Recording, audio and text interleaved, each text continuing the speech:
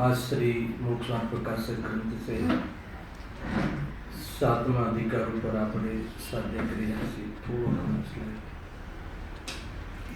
જૈન મત અનુયાયી મિથ્યા દૃષ્ટિનું સ્વરૂપ. અહીંયા જે જૈન મત અનુયાયી છે પણ મિથ્યા દૃષ્ટિ છે એવા મિથ્યા દૃષ્ટિના સ્વરૂપનું વર્ણન ચાલે છે અને એના નિરાકરણનું પણ અહીંયા વર્ણન કર્યું છે. તો એ 3 પ્રકારના મિથ્યા દૃષ્ટિ મુખ્ય રૂપથી કયા?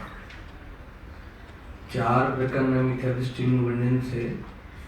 એમાં 3 પ્રકાર તો નિશ્ચયાભાસી, પછી વ્યવહારાભાસી અને ઉભયાભાસી. એ જે 3 પ્રકારના મિથ્યા દૃષ્ટિ અથવા 3 પ્રકારની મિથ્યા દૃષ્ટિ જે વિઘ્ન, તો એનું મૂળ કારણ તો નિશ્ચય અને વ્યવહારનું સ્વરૂપ ન સમજવાના કારણે આ બીમારી થઈ છે. અને જે સમ્યક સન્મુખની ચર્ચા આનાથી હટીને છે, બરાબર છે. એમાં આભાસ નથી, પરંતુ મિથ્યાત્વનો અભાવ પણ નથી. એવી એક મોમેન્ટ, એવી એક પોઝિશન માર્ગમાં પૂર્વમાં આવે છે જેનું મિથ્યાત્વ ઘટી રહ્યું છે, જેનું મિથ્યાત્વ ઢીલું પડી રહ્યું છે. એવી એક અવસ્થાની ચર્ચા એ પ્રસંગમાં આપણે કરીશું.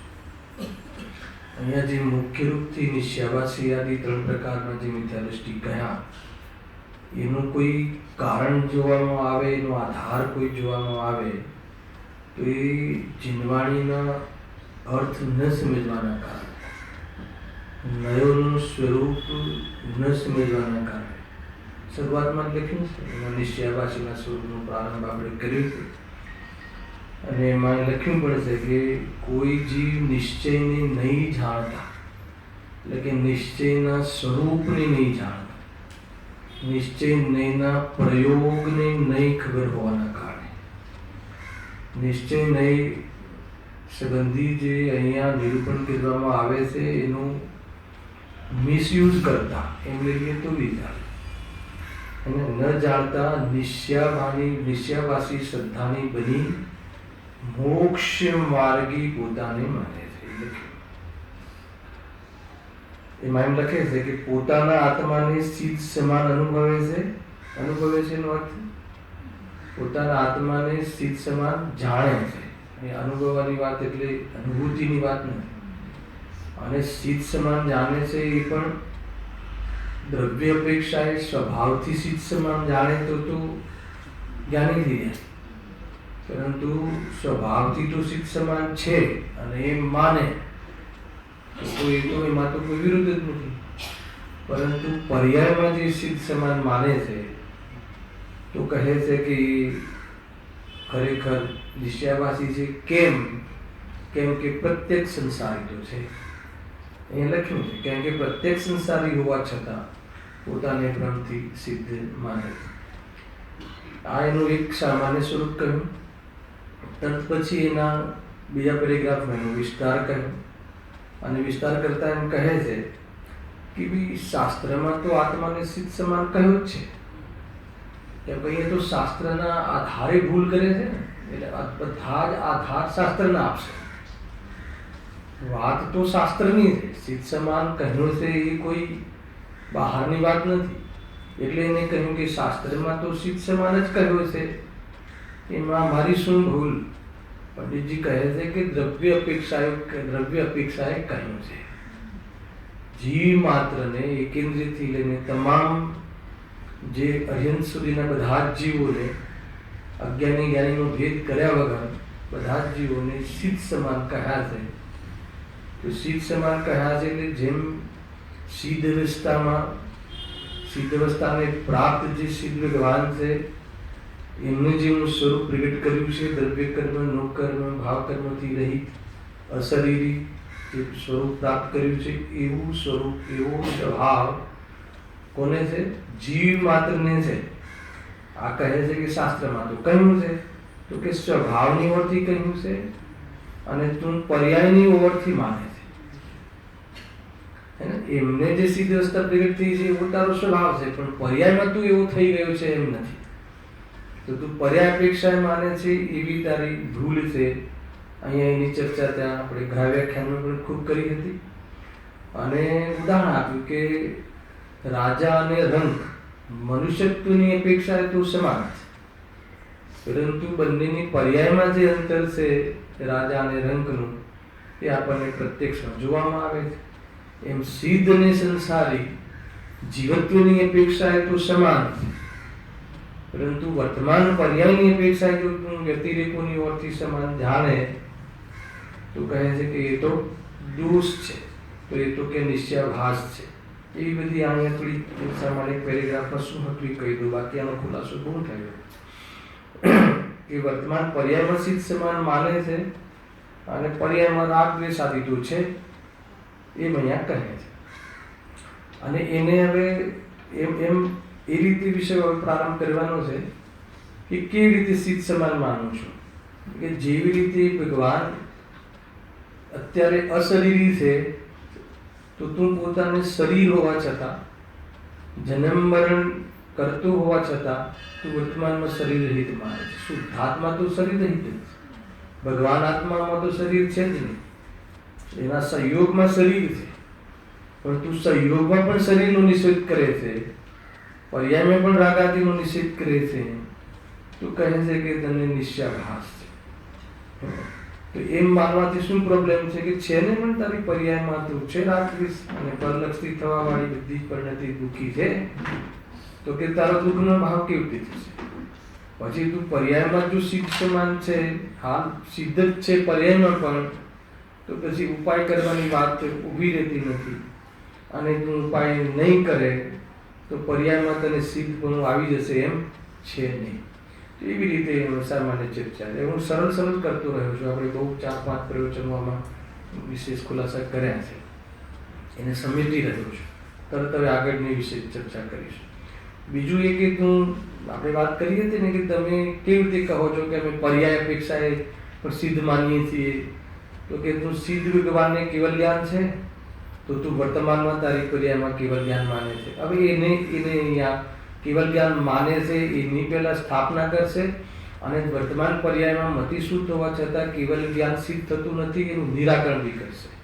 અને કેવલ જ્ઞાન સ્વભાવી માનવામાં કોઈ વિરોધ નથી, પણ વર્તમાનમાં તું કેવલ જ્ઞાન સ્વભાવ પ્રગટ થઈ ગયો છે વ્યક્ત રૂપે, એને મતિશુદ્ધ જ્ઞાન હોવા છતાં અમને તો કેવલ જ્ઞાન વર્તે છે, એ તું જો માને છે તો કે રોંગ છે, એ ગલત છે અને એનું નિરાકરણ પણ આગળ કરવામાં આવે છે.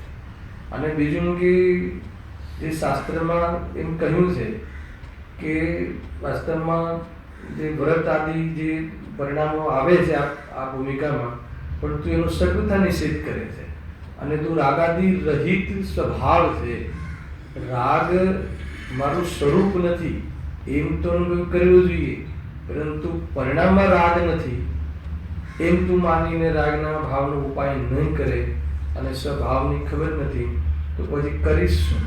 પ્રશ્ન એવો થાય છે તો કે નિશ્ચયાભાસ કરીશ, નિશ્ચયનો આભાસ પ્રમાણે વર્તીશ અને તું તારું અહિત કરીશ, એ કરીશ, કરવામાં એ થશે. તો એ રીતે પણ ત્યાં આના પછીનું તર્ક ચેપ્ટર, જેમ સિદ્ધ ભગવાનને રાગાદી નથી તો તું વર્તમાનમાં જ રાગાદી રહિત માને છે, અને પછી એમાં બી એ આધાર આપે છે. કોણ? અજ્ઞાની આધાર આપે છે કે સમયસારમાં તો કહ્યું છે રાગાદી રહિત, તો પછી પંડિતજી ત્યાં એને સમજાવે છે કે આ અપેક્ષાએ કહ્યું છે, અને એ જ સમયસારમાં એમ બી કહ્યું છે કે રાગાદી જીવના છે, અને એ જ સમયસારમાં એમ બી કહ્યું છે કે રાગાદી પૂતગલના છે. એ પણ બરાબર ત્યાં ખુલાસા આગળ આ બે ફેક્ટર ઉપર બહુ ચર્ચા પંડિતજી શરૂઆતમાં કરી છે પ્રશ્નોત્તરના રૂપમાં. એની ચર્ચા આપણે હવે પ્રારંભ કરીએ છીએ. જો સેકન્ડ લાસ્ટ પેરેગ્રાફ છે, 158 નંબરનું પેજ છે મારામાં. વળી કોઈ પોતાને કેવળ જ્ઞાન આદિનું સદભાવ માને છે, ખ્યાલ આવ્યો ને? તો પોતાને સર્વક્ષમ રૂપ મતિશ્રુતાદિ જ્ઞાનનો તું સદભાવ, એનો સદભાવ છે. તું વર્તમાનમાં તું પર્યાયમાં કેવળ જ્ઞાન માને છે, કેવળ જ્ઞાનનો સદભાવ માને છે, એ તો પ્રત્યક્ષમાં વિરોધ વાત લાગે છે. એ મેં અહીંયા કહે લખ્યું ને કે ભાઈ જો આમાં કેવું છે, આગળ આની ચર્ચા ખુલાસાથી થશે, પણ કોઈ જગ્યાએ એમ કહ્યું ને કે જીવ કેવળ જ્ઞાન સ્વરૂપી છે. માત્ર કેવળ માત્ર બંધાય, માત્ર જ્ઞાન સ્વરૂપી છે. આત્મ કેવળ જ્ઞાન રૂપ. તો કેવળ જ્ઞાનની તું સંધિ કરી દઈશ તો આ કેવળ જ્ઞાન થઈ જશે, અને કેવળ જ્ઞાનનો જો અંતર રાખીશ તો કેવળ એટલે માત્ર જ્ઞાન સ્વરૂપ છે. તો આ રીતે પણ કેવળ જ્ઞાન કહે છે. બીજું કે વર્તમાનમાં જે મતિશુદ્ધ જ્ઞાન પર્યાય છે હોવા છતાં પણ એ જે જ્ઞાન કેવળ જ્ઞાન જેવું છે એમ કહેવામાં આવે છે. એ જાણન ક્રિયાની ઓરથી કહેવામાં આવે છે, એ જ્ઞપ્તિ ક્રિયાની ઓરથી કહેવામાં આવે છે. પરંતુ છદ્મસને તો જ્ઞપ્તિ ક્રિયા જ્ઞપ્તિ પરિવર્તન રૂપથી હોય છે, સંક્રાંતિ થાય છે. અને કેવલીને સંક્રાંતિ નથી થતી, યુગપદ જાણે છે. આ મૂળ અંતર છે કે નહીં, પ્રત્યક્ષ પરોક્ષનું અંતર છે કે નહીં, સર્વ પદાર્થોને એક સાથે જાણે છે, અને તું જાણી નથી શકતું, પરોક્ષ જ્ઞાન છે. તો એ તો જે કહ્યું છે સમાનતા કહી, તો જેમ કેવળ જ્ઞાની પણ શું કરે છે, જાણે છે. સિદ્ધ ભગવાન બી શું કરે છે, જાણે છે. એકેન્દ્રજી બી શું કરે છે, જાણે છે. તો બધા જાણે છે, ને જાણવામાં શું થાય, જાણવું જ થાય. તો એ જાણવાની અપેક્ષા જે સમાન કહે છે, અને એ અર્થ આખો અલગ છે, એ અલગ એંગલ છે એમાં. તો એનો અર્થ એવું નથી કે હાલ કેવળ જ્ઞાન છે. આ વાત પણ સમજવા જેવી છે. વ્યક્ત નથી ને, વ્યક્ત નથી, એ મૂળ વાત છે. પછી ત્રીજો એક એંગલ મળે. કઈ એંગલ છે કે જે સમ્યક મતિશુદ્ધ જ્ઞાનને અને કેવળ જ્ઞાનની જાતિ એક છે, સમ્યકની અપેક્ષા. પાંચો જ્ઞાન પ્રમાણ છે, આ મળે છે કે નહીં? પછી ભેદ કરશે. પ્રમાણ બે પ્રકારના, એક પરોક્ષ પ્રમાણ અને એક પ્રત્યક્ષ પ્રમાણ. અને પ્રત્યક્ષ પ્રમાણને પાછા બે ભેદ, એક દેશ પ્રત્યક્ષ ને સર્વદેશ પ્રત્યક્ષ. પહેલા આદ્ય બે તો પરોક્ષ ને બાકીના પ્રત્યક્ષ એમ કહે છે ને, એમાં અવધિ ને મનપર્યા એક દેશ પ્રત્યક્ષ. તો એ છતાં એ પછી જે ભેદ છે એ બી બતાવે છે. પરંતુ એક સાથે કહેવું હોય તો પાંચો જ્ઞાન પ્રમાણ છે. સમ્યક જ્ઞાનની અપેક્ષાએ, સમ્યક જ્ઞાનની જાતિની અપેક્ષાએ મતિશુદ્ધ જ્ઞાન, સમ્યક મતિશુદ્ધ જ્ઞાન અને કેવલ જ્ઞાન એક જ સમાન છે. આવું પણ કહે છે. હજુ એક એંગલ મળે છે, કેટલા એંગલ છે. ગુરુદેવજી કહે છે કે શુદ્ધ જ્ઞાન કેવળ જ્ઞાનને પોકારે છે. આવા બી શબ્દો મળશે, બરાબર છે કે નહીં? આ પોકારે છે એનો અર્થ શું ખ્યાલ? પોકારે છે એનો અર્થ કે જે સમ્યક શુદ્ધ જ્ઞાન, ભાવ શુદ્ધ જ્ઞાન નું જે પરિણમન છે, એ જ પરિણમનનો વિકાસ થઈને કેવળ જ્ઞાન થાય છે. એટલે પર્યાયમાં તો બદલાઈ જાય છે, પણ એ રીતે ઉપચારથી કહેવામાં આવે છે. અને એ રીતે બી કહેવામાં આવે છે કે ભાવ શુદ્ધ જ્ઞાન લોકાલોકને જાણે અને કેવલ જ્ઞાન પણ સર્વ પદાર્થોને જાણે છે. તો એ ત્યાં પ્રત્યક્ષ વૃત્તિ છે ને અહીંયા પરોક્ષ વૃત્તિ છે. આગળના માધ્યમથી જાણી છે કે લોકમાં છ દ્રવ્ય છે કે અચ્છા, એક સર્વ દ્રવ્યોથી ભિન્ન હું એક ભગવાન આત્મા છું, એમાં સર્વદ્રવ્યનું જાણવું થયું કે ના થયું? તો પણ સર્વદ્રવ્યનું જાણવું કેટલું થવું જોઈએ, કેવું થવું જોઈએ કે મારાથી ભિન્ન છે. એ જ ખરેખર જાણવું છે મોક્ષ માર્ગમાં. છ દ્રવ્યની જે આખી બધા દ્રવ્યોની જે શું ક્વોલિટી છે અને શું પર્યાયો છે, તો એ મોક્ષ માર્ગમાં એ રીતે જાણવાનું કોઈ પણ મોક્ષ માર્ગના વિકાસમાં યોગદાન નથી, અથવા એનાથી કોઈ લાભ નથી. મારું એ કહેવું છે. ખાલી જાણવું કેટલું છે? સર્વદ્રવ્યોને જાણવામાં સર્વદ્રવ્ય સંબંધી કેટલું જાણવું છે? મારાથી ભિન્ન છે, હે ને? કેવળ જ્ઞાની પણ એટલે લીન છે કે એ જાણે છે કે મારાથી ભિન્ન છે, બસ એટલું જ જાણવું છે. પછી એ જે બધું જાણે છે, એની જે ગુણ અનંતા, પર્યાય અનંતા, એ બધું જે જાણે છે એ તો એક જ્ઞાનની એક વિશેષતા છે. તો અનેક પ્રકારે પર્યાયમાં જે કેવળ જ્ઞાનનો આધાર જે કહ્યો છે એ અલગ વસ્તુ છે. આગળ તો બહુ એમ કહે છે કે વર્તમાનમાં પ્રદેશમાં પ્રત્યક્ષ માને છે. પ્રદેશમાં એ નિરાવરણ છે ને, એમાં બી અર્થ કાઢે છે લોકો. જો એક છે સકલ નિરાવરણ. કઈ જગ્યાએ? સકલ નિરાવરણ પ્રત્યક્ષ પ્રતિભાસમય. એકવાર મને આનો આધાર આપેલો મોહનભાઈ કોઈ જો લખ્યું છે ને સકલ નિરાવરણ. અરે એ જે સકલ નિરાવરણ કહ્યું છે ને અને સાવરણ કહ્યું છે ને, જ્ઞાન શક્તિ, કેવલ જ્ઞાન શક્તિ પર્યાયમાં વ્યક્ત નથી એટલે સાવરણ છે. અને કેવલ જ્ઞાન શક્તિ નાશ નથી થતી એટલે સકલ નિરાવરણ છે. હેલો, સને પ્રગટ છે ને, નાશ નથી થતી. ક્યારે બીજું એક છે કે પર્યાયમાં નષ્ટ છે. પર્યાયમાં નષ્ટ છે, સાંભળજો. પર્યાયમાં પ્રગટ નથી થતી ને. ઘાતી કર્મને શું કહે છે? ઘાતી કર્મની વાક્ય શું છે? જે આત્માના ગુણોનો ઘાત કરે. ગુણોનો ઘાત કરે કોઈ ગુણ તો નથી, અનંત છે. ઘાતી કર્મની પરિભાષા શું છે? જે આત્માના ગુણોનો, અનુજીવી ગુણોનો ઘાત કરવામાં નિમિત્ત બને. ભલે ને નિમિત્ત, પણ ઘાત તો કરે ને. ગુણોનો ઘાત થાય છે તો કોઈ ઘાત શબ્દ કેમ લખ્યું? ઘાત એટલે કે એ જે પ્રગટ જ થવા નથી દેતા કર્મ, નિમિત્ત પ્રધાન. પ્રગટ ન થવા દેવા, એ ગુણને પ્રગટ ન થવા દેવું, વ્યક્ત ન થવા દેવું, એ પ્રકારની જે નષ્ટતા છે એમાં તો સાવરણ છે કેવલ જ્ઞાનની શક્તિ પર. પરંતુ કેવલ જ્ઞાનની શક્તિ પર કોઈ આવરણ એવું નથી કે નષ્ટ થઈ ગઈ હોય અને પછી પ્રગટ થશે. તો એ રીતે સકલ નિરાવરણ છે. સકલ નિરાવરણ વાત એ છે કે કેવલ જ્ઞાન શક્તિને તું ન માને તો પ્રગટ છે, જેવી છે ને જેવડી છે એવડી છે.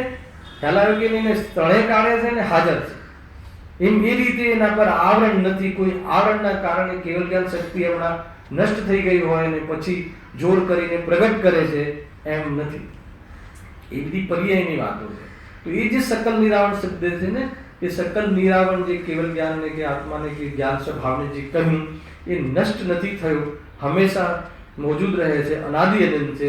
એનું નામ સકલ નિરાવરણ છે.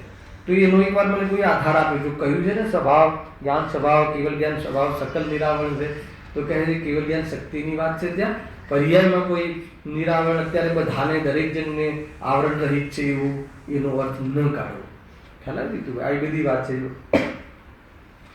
વળી કોઈ પોતાને કેવલ જ્ઞાન આદિનો સદભાવ માને છે, પોતાને સર્વસમરૂપ મતિશ્રુત આદિ જ્ઞાનનો સદભાવ છે. અનેક સાહિક ભાવ તો કર્મનો ક્ષય થતા જ થાય છે. અને આપણી પાસે સાહિક ભાવ છે કે નથી? સાહિક ભાવ છે કે સર્વસમિક ભાવ? સર્વસમિક ભાવ.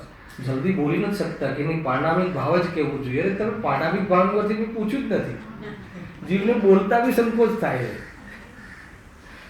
અરે સર્વસમિક ભાવ છે કે નહીં? 12મા ગુણસ્કાન સુધી રહે છે કે નહીં? સર્વસમિક ભાવ. ચારિત્ર્ય પણ સર્વસામિક રૂપથી રહે છે. ભલે ક્ષાયિક ભાવ, સમ્યક દર્શન શ્રદ્ધાનો ક્ષાયિક ભાવ પ્રગટ થઈ ગયો હોય એમને, પરંતુ ચારિત્ર્યમાં અને જ્ઞાન તો સર્વસામિક જ છે. અહીંયા તો જ્ઞાનની તુલના કરવી છે ને. ક્ષાયિક જ્ઞાન એટલે કેવલ જ્ઞાન અને સર્વસમિક જ્ઞાન એટલે આમાંથી શ્રુતાદિક અવધિને મને પર્ય, એ બધા સર્વસમિક જ્ઞાન. પાંચ ભાવ અહીંયા ચાલે છે કે નથી ચાલે? કેવા ચાલે છે? તું તો આવડતું હશે. ક્ષાયિક ભાવ તો કર્મનો ક્ષય થતા જ થાય છે, છતાં ભ્રમથી કર્મનો ક્ષય થયા વિના પણ પોતાને ક્ષાયિક ભાવ માને છે, તે પણ મિથ્યા દૃષ્ટિ છે. હે ને? વર્તમાનમાં કોઈ ક્ષાયિક ભાવ માની લે, અને એવો બનાવ પણ બનેલો છે. પણ ઇન્દ્રભાઈ તમને તો ખબર જ છે, ગુરુદેવશ્રીના વખતમાં નામ મને ભૂલી ગયું, એમના પ્રવચનમાં આવે, મેં પ્રવચનમાં સાંભળેલું છે કે ઓલો નામ શું કહ્યું યાદ નથી. ઓલો ભાઈ આવ્યો છે ને, પહેલા એનો પત્ર આવ્યો હતો. હે નહીં, ખ્યાલ નથી, નહીં, એવા નામ નહીં લો. કોઈ વ્યક્તિની વાત છે, કોઈ મુનિરાજની વાત નથી. કોઈ વ્યક્તિ એમ કહ્યું કે મને કેવલ જ્ઞાન થઈ ગયું છે અને મારે સોનગઢ આવવું છે, તો મારી વ્યવસ્થા કરજો. ગુરુદેવશ્રી પર પત્ર લખ્યો. પહેલા નહીં, નામ પર નહીં જાઓ ને, આપણે તો કામથી મતલબ છે ને. કોણે કહ્યું એટલે સુધી જવાનું આપણું પ્રયોજન જ નથી. તો ગુરુદેવશ્રી અને પછી આવે બી ખરા ત્યાં એ ભાઈ આવેલા. હવે આ વાત કેવી લાગે કે મને કેવળ જ્ઞાન થયું છે ને પછી મારી વ્યવસ્થા કરજો, હે ને, મારી રહેવાની જમવાની વ્યવસ્થા કરજો. ગુરુદેવશ્રી કે બિચારાને ખબર નથી સૌક્ષમ જ્ઞાન, વર્તમાન પર્યાય શું છે અને સ્વભાવ શું છે. આ શબ્દો કહેલા બરાબર મને ટેપ સમજે કે આને બિચારાને ખ્યાલ નથી કે વર્તમાન પર્યાય શું છે અને સ્વભાવ શું છે. બે વાત ખ્યાલ આવી. સ્વભાવ તો કેવળ જ્ઞાન સ્વભાવ છે, એ તો મહિમાવંત છે, પણ વર્તમાન પર્યાયમાં જે અધુરાશ છે, કમજોરી છે, એનું જ્ઞાન પણ નથી, એનું ભાન પણ નથી, એનું ખ્યાલ પણ નથી. અરે સ્વભાવનું ભાન હોય તો પર્યાયની અધુરાપનો યથાર્થ જ્ઞાન હોય જ. હલાવે કે નહીં? કેમ ના જાણે? કેમ કે જેને સ્વભાવ પૂરો સ્વાદમાં લીધો હોય અને વર્તમાન પર્યાયમાં એટલો એકાગ્રતાનો સ્વાદ ના હોય તો એની જે અલ્પતા, અપૂર્ણતા અને જેટલી પણ અશુદ્ધતા છે એનું બરાબર ખ્યાલ. હા, એ જ જાણેલું પ્રયોજનવાન, એ જ છે. એનું જાણવું પ્રયોજનવાન છે, એનું અનુભવવું પ્રયોજનવાન નથી. આવા બધા અર્થ થાય છે. જાણેલો પ્રયોજનવાન છે એનું શું? એનું જાણવું તો પ્રયોજનવાન છે, પણ એનું અનુભવ કરવું પ્રયોજનવાન નથી. હા, પોતાનું માનીને, પોતાનું સ્વરૂપ માનીને અને અનુભવે છે એ પણ વાસ્તવમાં સાતમા ગુણ સ્થાન વાળો બીમારી વાળો જીવ છે અને એને માનતો જ નથી. એને પણ સાતમા ગુણ સ્થાન વાળી બીમારી છે. સાતમા ગુણ સ્થાન નહીં, સાતમા અધિકાર વાળી. સાતમા ગુણ સ્થાન તો બીમારી નથી, હે?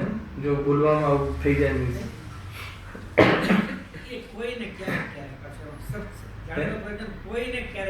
હા, એ તો છદ્મસ્ત વ્યવસ્થાની વાત. અને એમાં ઘણી વસ્તુ છે. એમાં છે ને મહેન્દ્રભાઈ કે સાધકને જ કીધું તો પછી સાધ્ય વાળા તો છે નહીં અને બાધક વાળાને બાધક વાળાને છે પણ પરમાત્માને છે. આ ભાસ થઈ ગયો છે એમાં. એને તો એ વ્યવહારને પરમાર્થ માનીને તમે કીધું ને, પરમાર્થ માનીને પીવે છે. જ્ઞાનીના વ્યવહારને અજ્ઞાની, હા, નિશ્ચય તો પરમાર્થ એક જ છે. પરમાર્થ માનીને પીવે છે. શાસ્ત્રમાં કહ્યું છે ને મુનિરાજ નગ્ન હોય તો કોણ ના પાડે છે? પણ એકલા નગ્ન થઈ જવાથી મુનિ થાય એવું લખ્યું શાસ્ત્રમાં. શાસ્ત્રમાં તમે લીટી કાઢીને બતાવજો મુનિરાજ નિર્ગ્રંથ હોય, મુનિરાજને જો 28 ગુણનું પાલન હોય, બરાબર છે, તો પછી એ પોષણ કરીએ તો મુનિ થવાય કે ના થવાય? તો કે મુનિને હોય બરાબર છે, પણ મુનિ આ પ્રમાણે જે થાય છે એને અંદરમાં 3 ચોકડી કશાયના ભાવની વિતરાગતા, મિથ્યાત્વના ભાવ સહિત એ વાતની ખબર છે. તો કે શું છે મને ખબર નથી. આ પતિ સમાપ્ત થઈ ગયો. વ્યવહારનો આભાસ થઈ ગયો. વ્યવહારમાં ધર્મનો આભાસ. ખ્યાલ? આ નિશ્ચય નેના કથનમાં અને નિરૂપણમાં ન સમજતા વર્તમાન પર્યાયનો અભાવ માની અને ધર્મનો આભાસ. આટલી મોટી કથા છે. ખ્યાલ? નિશ્ચયના કથનનો એનો અર્થ ન સમજતા એવો સ્વભાવ છે. એ સ્વભાવને અનુભવ કરવો જોઈએ. એ તો દૂર રહી વાત. વર્તમાન પર્યાયનો સર્વથા અભાવ માનીને અને એ સ્વભાવને વર્તમાન પર્યાયમાં બેને સર્વથા માનીને અને શું ધર્મનો આભાસ. હવે ધર્મનો આભાસ થઈ ગયો હોય, આભાસમાં ધર્મ થઈ ગયો હોય, ધર્મ માની લીધો હોય, એ જીવ સાચા ધર્મનો ઉપાય નહીં કરે એ એને બહુ મોટો લોસ છે. જો હું તમને એ લોસ નથી બતાવતો કે એના ફળમાં ક્યાં જશે, કઈ મહત્વ નથી. એના ફળમાં આપણે બહુ ફર્યા છીએ. હેલા, મારે તો નુકસાન બતાવવું છે કે સાચા ધર્મનો પુરુષાર્થ નહીં કરે. ખ્યાલ? કોઈ કહે એમાં શું બગડી જવાનું છે? ભક્તિ કરીએ છીએ, વ્યવહાર વાળો તો એમ જ કહે છે બધું બરાબર તો કરીએ. વાત એ નથી. તને એમાં આભાસ થઈ ગયો છે જે વિતરાગ ધર્મ છે, અતિન્દ્રિય આનંદનો જે લાભો છે એ ચૂકી જઈશ. અને ખરેખર એ જ નુકસાન લાગવું જોઈએ. ભૂતકાળને બહુ યાદ નહીં કરો. ખ્યાલ? ભૂતકાળ તો એ તો જોવા જેવો જ નથી, અથવા ખાલી જાણવા જેવો જ છે. એનો જ કે જોવા જેવો નથી. એનો અર્થ કે ગૌણ છે. આવા બધા અર્થ નીકળે છે અને એટલે જે વક્તાના અભિપ્રાયને નહીં કહે છે એ કઈ રીતે કહે છે, ખાલી વાત એટલી છે કે એ દ્રષ્ટિના વિષયને પોષણ મળવું જોઈએ. વાત વ્યવહારથી કરે કે વ્યવહારને ગૌણ કરીને કરે. આ સત્ય નિરૂપણ. અને એ વાત શ્રોતાઓને આ પદ્ધતિ ચિન્હવાણી અનુયોગની પદ્ધતિ, કથન પદ્ધતિ અગર જો ખ્યાલ નહીં હોય તો એ એકાંત કરીને એનો જે આ ભાવ છે એ સમાપ્ત થઈ જશે. હિત કરવા માટેનો અવસર છોડી દેશે. એટલા માટે આના પછી તરત પંડિતજીએ 4 અનુયોગ, 8મો અધિકાર અનુયોગની પદ્ધતિવાળા અધિકાર લખવામાં આવ્યા અને પછી મોક્ષ માર્ગની વર્ણન કર્યું છે. એટલું આ એક પ્રકારથી એમ લાઈનથી બરાબર વિકાસ છે ગ્રંથનો. એટલે એ સમજવાની અંદર જ ભૂલ થાય છે અને ઘરમાં બી ઝઘડા સમજવામાં જ હોય છે કે આને કહ્યું તો એનો અભિપ્રાય ન સમજે તો ઝઘડો તો એ એટલે જ એનો અભિપ્રાય જો સમજી લીધો હોય. દીકરાને તમે વ્યસન કરવાનું ના પાડો, બરાબર છે, તો પછી એનો અભિપ્રાય સમજી લેવો જોઈએ કે શું અભિપ્રાય છે. તમે કોઈ બી રીતે એને કંઈક બોલો કે બી એને ઠપકો આપો તો એનો અભિપ્રાય નથી સમજતો, મને ઠપકો કહેવા. આ એ છે. અમારે પેલા બનતું એમ કે જનરલી બાળકની કોઈ વાત હોય તો એની મમ્મી આપણને કહે, સ્વાભાવિક છે કે વાય વાય જ આવે વાત, તો ડાયરેક્ટ તો આવે નહીં, હે ને. અને આવે એટલે આપણે એને ઉપદેશ આપીએ, એવી એક સ્વાભાવિક છે. તો દીકરાને ઝઘડો એ વાતનો છે કે તે પપ્પાને કહ્યું જ કેમ. હેલા તકલીફ આ છે, એને સુધરવાની વાત તરફ ધ્યાન જ નથી જતું. દરેક જગ્યાએ આ ઝઘડા, ઘરમાં પણ એ કહેવા પાછળનો આશય ન સમજતા, જે સાસુઓના પણ ઝઘડા થાય છે એ ન સમજતા કેમ નથી સમજતું તો કે મોહના કારણે. સરવાળે મોહ પડતા આવી જવું પડશે. આપણને ખબર હોવા છતાં આપણે એકાંત કેમ કરીએ છીએ? આ એક બીજો રોગ છે, રોગનો રોગ. આપણને ખ્યાલ હોવા છતાં આપણે એકાંત કેમ કરીએ છીએ તો કે મોહના કારણે. એમાં શું મોહ આવ્યો કે તને તારી પ્રસિદ્ધિ ગમે છે, તને કોઈ હટીને તું વાત કરે, તું હટીને કોઈ નિરૂપણ કરે તો તને કોઈ વિશેષ માને અને એને લઈને તું ચાલતી ભાષાને, જે અહીંયા ચાલતા જે ન્યાય છે એ ન્યાય તને ગમતા નથી અને તું એનો અર્થ ઉલટા કાઢે. આ રોગ મને મારું ઓબ્ઝર્વેશન છે કે આવું કેમ થયું. હવે ગુરુદેવજી આટલું બધું કહે પણ મને ગુરુદેવથી કોઈ તમે અલગ મારી ઇમ્પ્રેશન પાડી હોય તો મારે કંઈક, હે ને. અને છેક આખા પ્રવચનમાં તમે તો કંઈ નવું જ લાવ્યા, તમે તો આ એકદમ ડાયરેક્ટ પહોંચાડી દીધા. ડાયરેક્ટ પહોંચાડી દીધા એટલે કોઈ બી ગુણસ્થાન વચ્ચે લાવ્યા વગર ડાયરેક્ટ પહોંચાડી દીધા. હવે એવું હોય, ડાયરેક્ટ હોય કોઈ?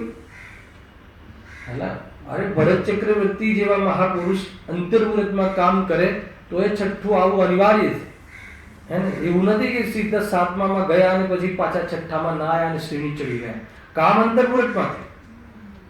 દીક્ષા લીધા પછી અંતર્મુહૂર્તમાં સિદ્ધ ભગવાન થઈ ગયા. પણ એવું નથી કે જ્યારે બી ચતુર્ગુણ સ્થાનથી 7મું આવે અથવા જે મોક્ષ માર્ગ આવે તો સૌથી પહેલા 7મું આવે, પછી નીચે પડીને 6ઠ્ઠું આવે, પછી શ્રેણીનો વિકાસ થાય. તો નિયમથી 6ઠ્ઠું આવ્યું હશે, વિકલ્પમાં પણ આવ્યા વગર રહે નહીં, કેમ કે એ વિધાન છે. શું કરશો તમે? તમને ડાયરેક્ટ હાથમાં આપી દીધો, તમારે તો કંઈક કશું કરવાનું જ ના રહ્યું. અને આ સારું મુનિ દશા વચ્ચે આવે ને સીધું સિદ્ધાલયમાં, કે સીધું સિદ્ધાલયમાં જવાય પણ એમાં બીજા પ્રકારે જવાય. કેવી રીતે? હાલાકી એ નિગોદની એકેન્દ્રિય બનીને જવાય, અતિન્દ્રિય બનીને ન જવાય. સીધું જે ક્રમ છે, જે રાજમાર્ગ છે, જે ક્રમભંગ નહીં કરતો ન સમજમાં ન નિરૂપણમાં, ને તો કે અનર્થ થઈ જશે. જે રીતે છે બધી વાત છે ને, નિશ્ચય વ્યવહાર સાથે હોય છે, સાથે પ્રગટ થાય છે, સાથે હોય છે અને નિશ્ચયનું આગમન વધે છે, વ્યવહારનો લોપ થતો જાય છે. આ પદ્ધતિ. હવે આમાં તમે ક્યાં ના પાડશો? ગુરુદેવસિંહની ભાષામાં આવે છે નિશ્ચય પહેલા કે વ્યવહાર પહેલા, તો ગુરુદેવસિંહ કે બંને સાથે. ગુરુદેવસિંહ એવું કેમ એવું ના કહ્યું એકલો નિશ્ચય? એકલો નિશ્ચય કહેવું જોઈતું હતું એમને, તો આપણી વાત રહી જાત. અને તો એની વાત રાખવી છે, એને મોક્ષમાં નથી. એમાં બી બહુ બધી વાત છે, પહેલા નિશ્ચય કે પહેલા વ્યવહાર. તમારું શું માનવું છે, પહેલા નિશ્ચય કે પહેલા વ્યવહાર? બહુ ભારે પડશે ને જવાબ આપો અત્યારે. અચ્છા, તો પછી અત્યારે છે શું?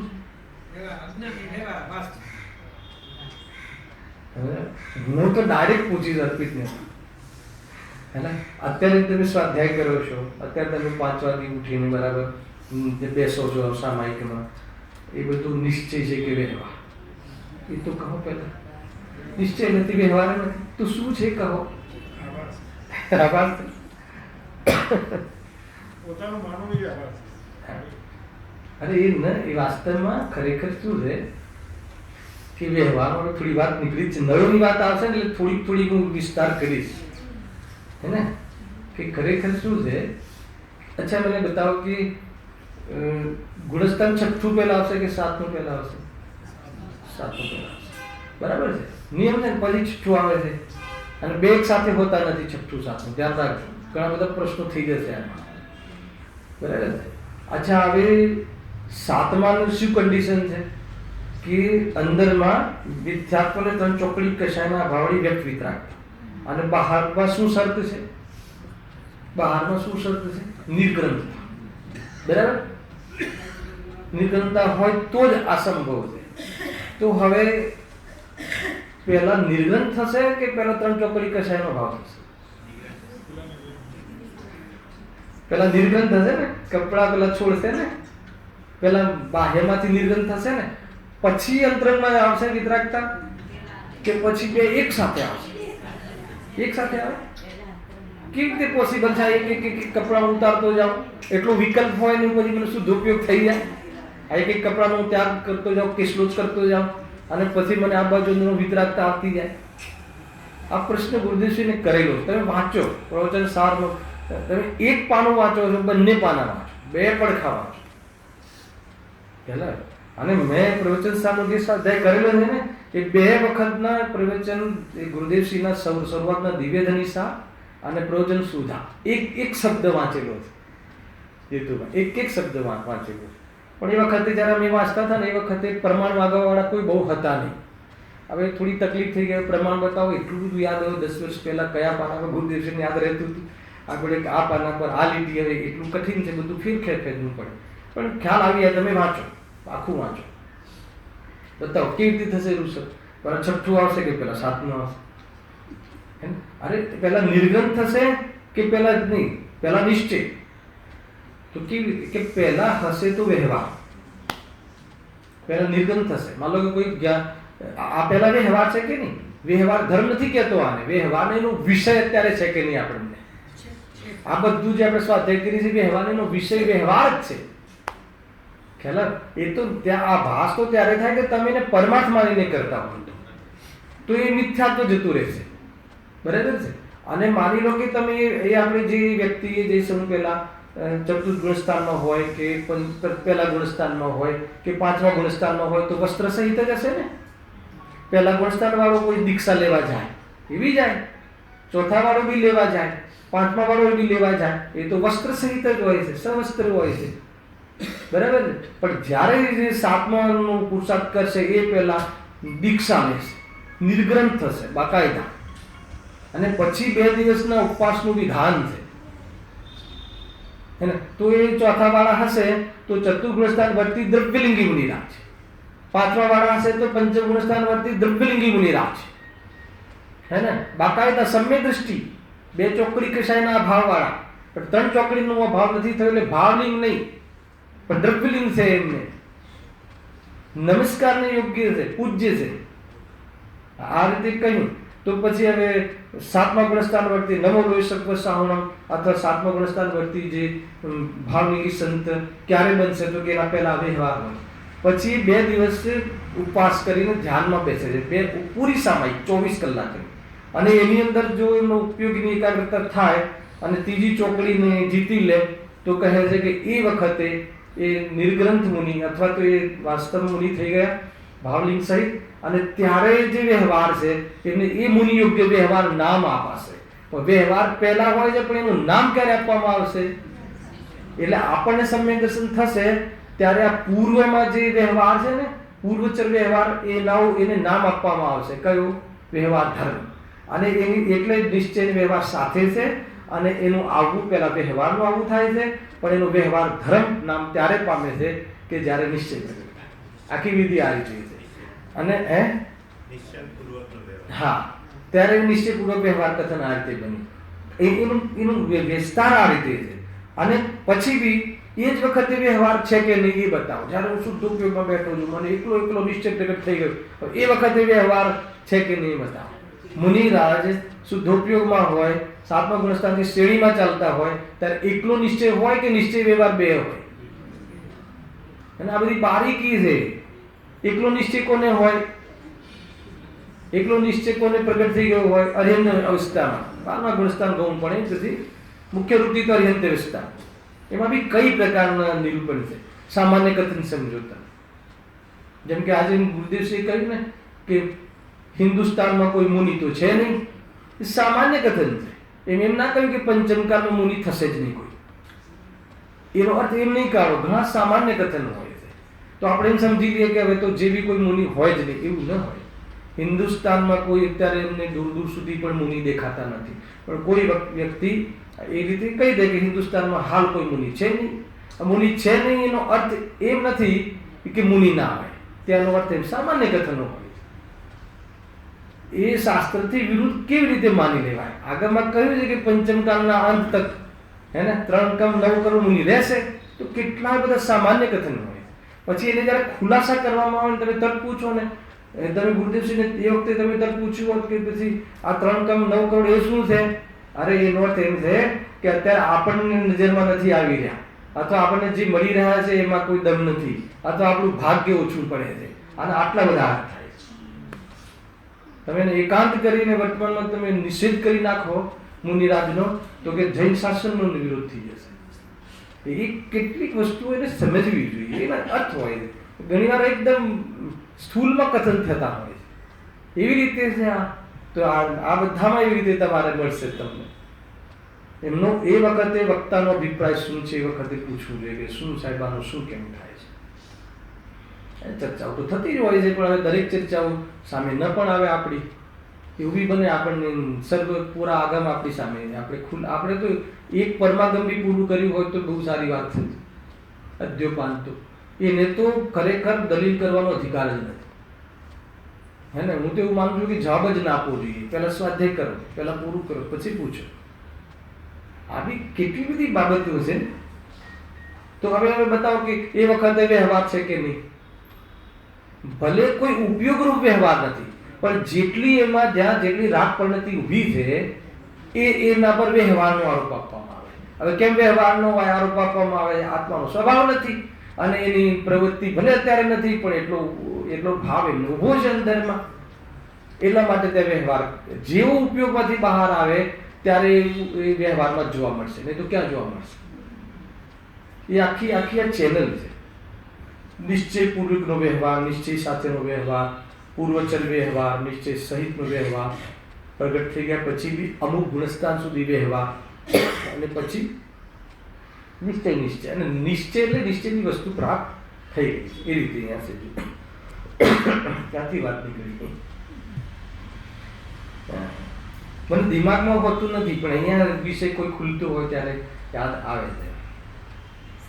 જો આગળ વળી કોઈ પોતાને કેવળ જ્ઞાન આદિકનો સદભાવ માને છે, પોતાને સર્વસમરૂપ મતિસૂતાથી જ્ઞાનનો સદભાવ છે, અને ક્ષાયિક ભાવ તો કર્મનો ક્ષય થતા જ થાય છે, છતાં ભ્રમથી કર્મનો ક્ષય થયા વિના પણ પોતાને ક્ષાયિક ભાવ માને છે, તે પણ મિથ્યા દ્રષ્ટિ છે. 3 વાર કહ્યું તે પણ મિથ્યા દ્રષ્ટિ છે, તે પણ મિથ્યા દ્રષ્ટિ છે. 3 વાર કહ્યું ને. પહેલી વાર શું કહ્યું? કે પોતાને સિદ્ધ સમાન જ માને છે, અનુભવે છે. એને પર્યાયમાં તો સંસાર ઉભો છે, તો બી પર્યાયમાં બી સંસાર માની લે છે. એનું જ વાસ્તવમાં વિસ્તાર કરતા કહે છે કે બંને પર્યાયોને સમાન માને છે. અને પછી આગળ શું કહે છે? વર્તમાનમાં પર્યાયમાં કેવળ જ્ઞાન માને છે. એનો ખુલાસો આગળ હવે કરીએ છીએ. જો પાછો આધાર શાસ્ત્રોમાં સર્વ જીવોનો કેવળ જ્ઞાન સ્વભાવ કહ્યો છે ને, બરાબર છે. અંદર પ્રશ્ન છે, અંદર જવાબ છે. હવે એમને પ્રશ્ન અલગ નથી લખ્યો, વિસ્તાર થઈ જતો હશે એટલે એમને ડાયરેક્ટ લખી કાઢે. શું લખ્યું? શાસ્ત્રોમાં સર્વ જીવોનું કેવળ જ્ઞાન સ્વભાવ કહ્યું છે. પંડિતજી તરત જવાબ આપે છે, પણ કહીને કહ્યું એ જવાબ. પણ તે શક્તિ અપેક્ષાએ કહ્યું છે. ખ્યાલ આવ્યો? શક્તિ અપેક્ષાએ કેવળ જ્ઞાન સ્વભાવ કહ્યું છે, હે ને? વર્તમાન પર્યાયમાં કેવળ જ્ઞાન સ્વભાવ પ્રગટ છે એવી કોઈ વાત કોઈ શાસ્ત્રમાં કોઈ ગુરુએ કરી નથી. હવે શક્તિ અપેક્ષાએ કહ્યું છે તો એ શક્તિમાંથી કેવળ જ્ઞાન સ્વભાવ આવશે, એટલા માટે શક્તિ અપેક્ષાએ કહ્યું છે. કેવળ જ્ઞાન ક્યાંથી આવશે? કે તારામાં શક્તિ છે. એટલા માટે બતાવવું છે કે તારામાં કેવળ જ્ઞાન પ્રગટ કરવાની શક્તિ છે. કેવળ જ્ઞાન બહારથી નથી આવતું. કેવળ જ્ઞાન કોઈ કર્મને ભાવને લઈને આવે છે એમ નથી. એનો સ્વભાવ તારામાં છે, એમાંથી આવે છે. એટલે કેવળ જ્ઞાન શક્તિ વાળા બધા જ જીવો. હવે કેવળ જ્ઞાન શક્તિ વાળા બધા જ જીવો છે તો એકેન્દ્રિય જીવને કેવલી કહેવું કેટલું ઉચિત છે? બતાવ. મને ઘણી વાર થાય કે વચ્ચે બહુ વાતાવરણ ચાલેલું, વર્તમાનમાં કેવળ જ્ઞાન છે પણ ઢંકાયેલું છે. તરત પ્રશ્ન કર્યો આમાં છે.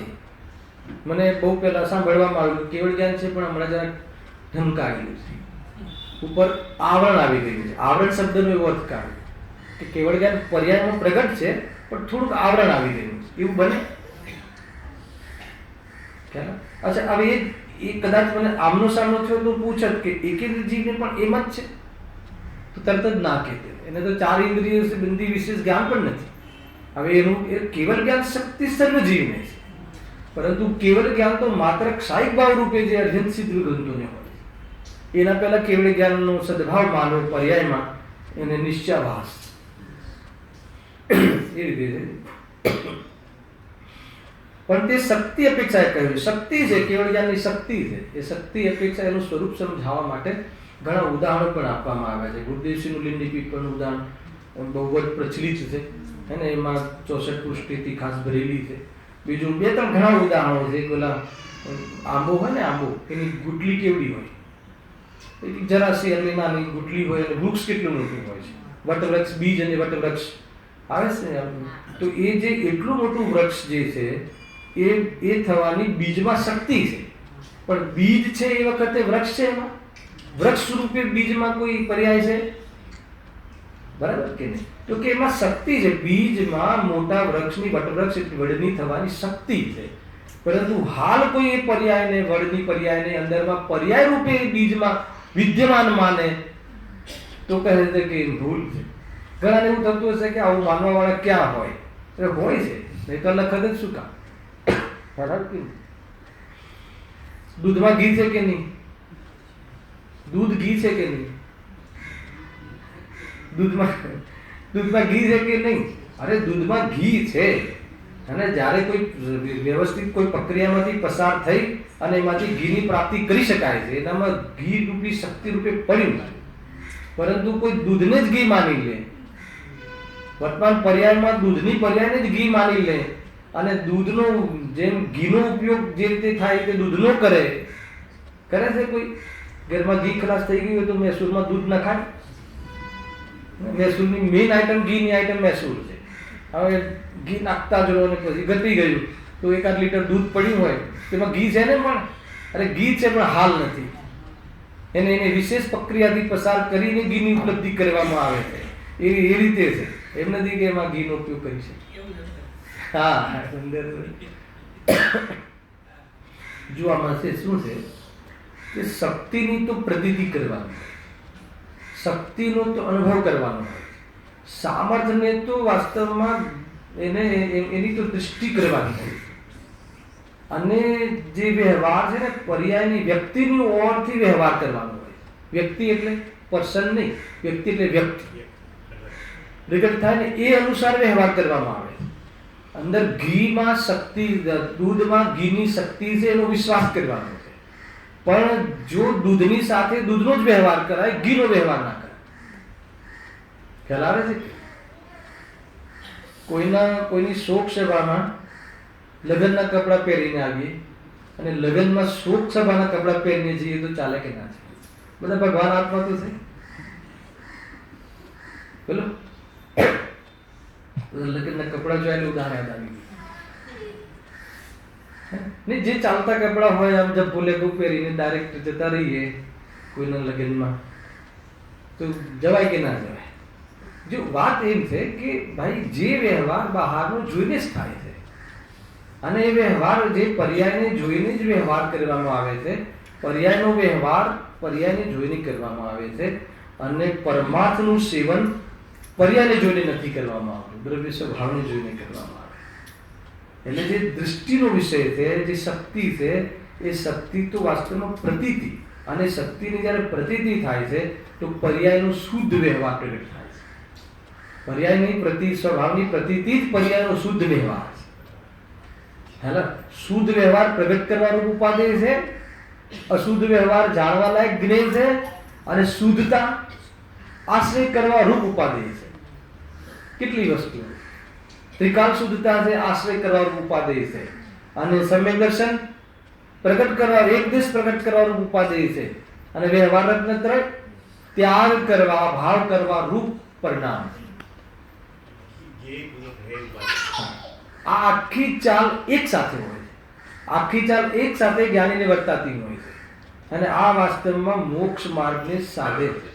જ્ઞાની જીવ તો એને ભોગોના કાળમાં પણ મોક્ષ માર્ગને સાધે છે, અને અજ્ઞાની જીવને હેગી ઉપાધિની ચાલની ખબર ન હોવાથી એને ભગવાનના શરણમાં પણ હું ગાયક છું એમ બોલવાના કાલમાં પણ સંસાર માર્ગને સાધે છે.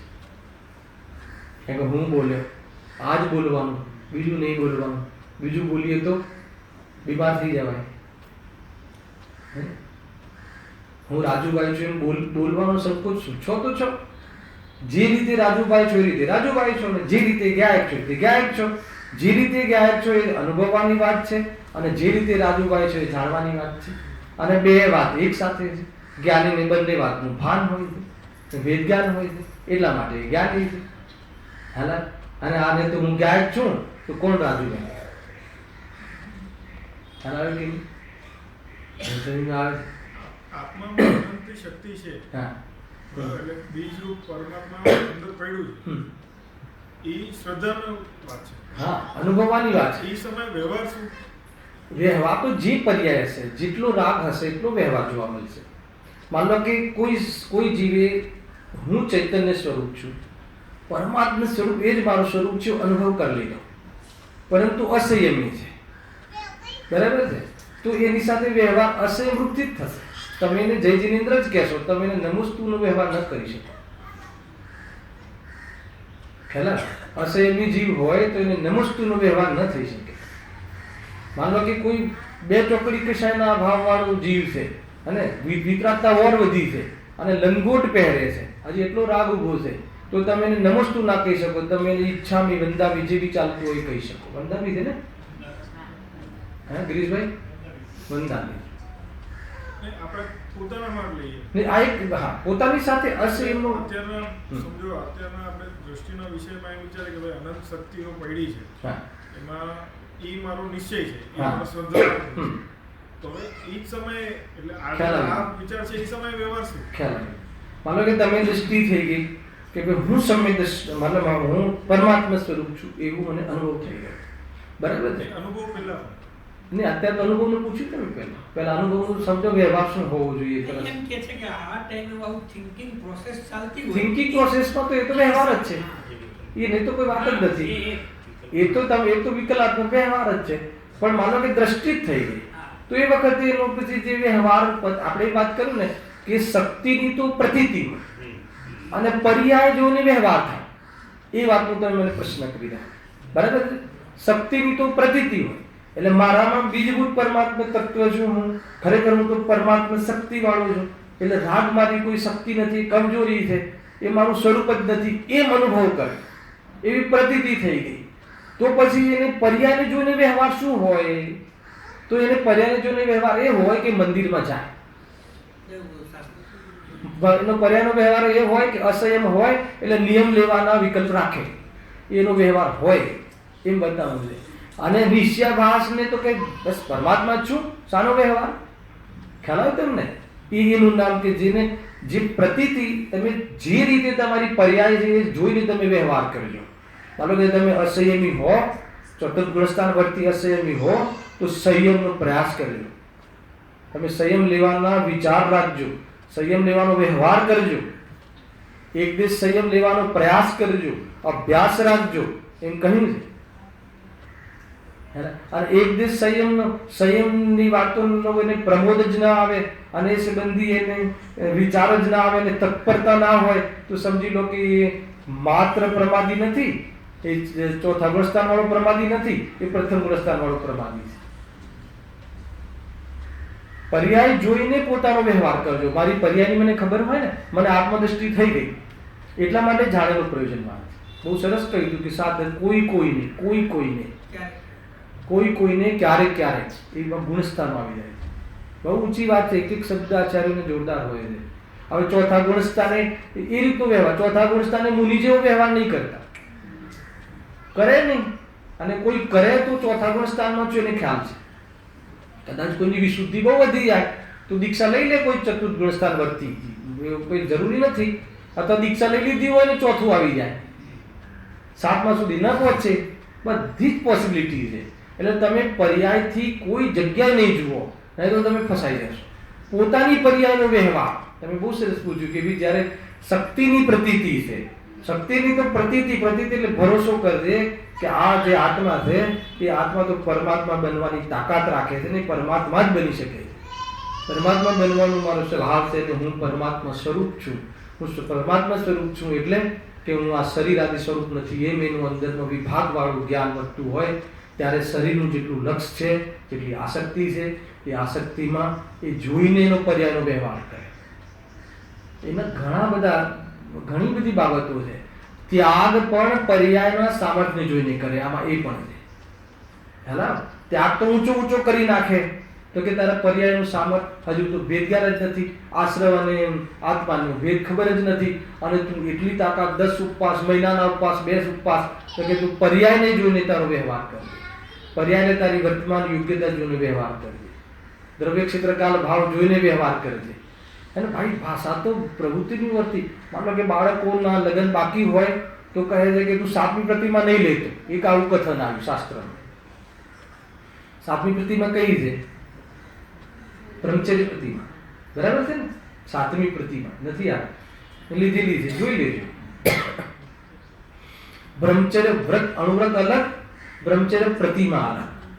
બ્રહ્મચર્ય અણુવ્રતમાં તો શાદીશુદા હોઈ શકે, પોતાના છોકરાઓના લગ્ન બી કરાવે કે એક દિવસ બ્રહ્મચર્ય છે, બરાબર છે. પરંતુ બ્રહ્મચર્ય પ્રતિમામાં તો દીકરાના લગ્ન કરવાનો પણ ભાવ ના આવે. હવે એક જણે એમ પૂછ્યું કે દીકરાઓ બાકી હોય લગ્નના તો પછી પ્રતિમા લેવી કે ના લેવી? આવા બધા પ્રશ્નો આવે. આ નિશ્ચય રહેવાની સંધિ ના હોય ને ત્યારે એકચ્યુઅલી એવું એક ડિસ્કશન થયું ને કે જ્યારે વડનું બીજ છે, તો બીજમાં તમે વૃક્ષની સામર્થ્યતા જોવાની પ્રેક્ટિસ કરો. હવે એને બીજ જોવું કે વૃક્ષ જોવું? વૃક્ષ જોવાનો નિશ્ચયાભાસ, વૃક્ષની સામર્થ્ય જોવાનું નામ ધર્મ. એટલે શું જોવું અને ટ્રીટ કેવી રીતે કરવું? એને વૃક્ષ જેવો વ્યવહાર નહીં કરવો. એમાં બીજની શક્તિ વૃક્ષની જોઈને બીજ વાવવાનો વ્યવહાર કરવો. પણ તમે બીજમાં વૃક્ષ છે એમ બેસીને સુઈ ના જવું કે બસ એને વૃક્ષ આવી જશે, એમ નહીં થાય. તમારામાં પરમાત્મા બનવાની શક્તિ છે, એનો અનુભવ કરી અને તમે વિજ્ઞાન રૂપી પ્રવૃત્તિ કરજો તો તમારામાં પરમાત્મા બનવાની શક્તિ છે. એ તો એના સ્વકાલમાં પરમાત્મા બની જશે. અરે જ્યારે બી બનશે એના સ્વકાલમાં બને છે. એ કથન અલગ છે. એના સ્વકાલમાં બને છે એટલે કોઈનાથી નથી બનતું, તારા સ્વયંના પુરુષાર્થથી બને છે. પણ કે નહીં, એ તો પછી એના ઓટોમેટિક આપણે સુઈ જશું તો એ પરમાત્મા થઈ જવાશે. તો કે નહીં થાય. આ વેદ જ્ઞાન, સ્વાધ્યાય એને એ જ ગુરુદેવ કે 4 કલાક અભ્યાસ કરે તો સંસ્કારે પડે, સમ્યક દર્શન નહીં. અને તમે કહો કે સ્વાધ્યાયથી થતું નથી, તો કે એ અલગ અલગ કથનના અલગ અલગ પ્રકારે એના નિરૂપણ હોય. બીજમાં સામર્થ્ય જો એટલે કે મારામાં આ બીજમાં વૃક્ષ બનવાની તાકાત છે, તો એ સામર્થ્ય જોઈ અને પછી બીજની જે આગળ વિધિ છે વૃક્ષ પ્રગટાવવાની, એને જમીન ખેડવાની, ખેડ્યા પછી બીજ વાવવાની, બીજ વાવ્યા પછી એની પ્રોટેક્શન કરવાની, અને પછી વૃક્ષ થાય. આ બધું આવશે કે નહીં આવે વચ્ચે? તો એમાં પછી જેટલો વ્યવહાર છે અને એના માટે ખાતર નાખવું એ વ્યવહાર છે, ખ્યાલ આવે કે નહીં? પરંતુ એ બીજની એ પર્યાયની એ સમયની યોગ્યતામાં પરિણમવું એનો પર્યાયનો પરમાર્થ છે. અને બીજમાં શક્તિ છે, ત્રિકાલ પરમાર્થ છે. બધી જ વસ્તુ બધી રીતે સમજવું.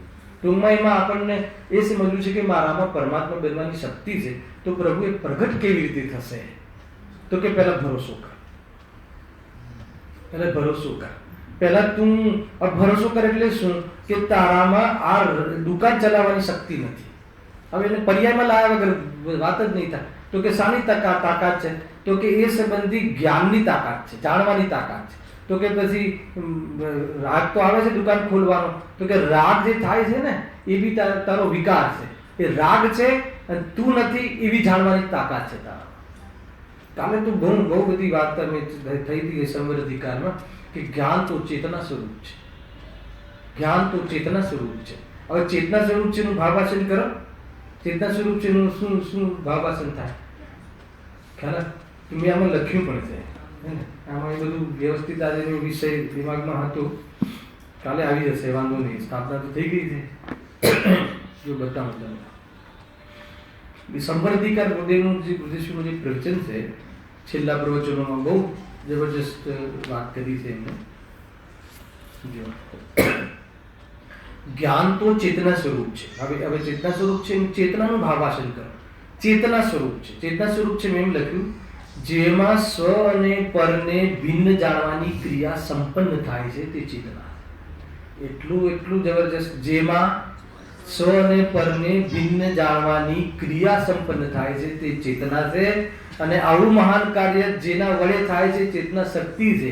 જ્ઞાન તો ચેતના સ્વરૂપ છે. ચેતના એટલે જાગૃતિ.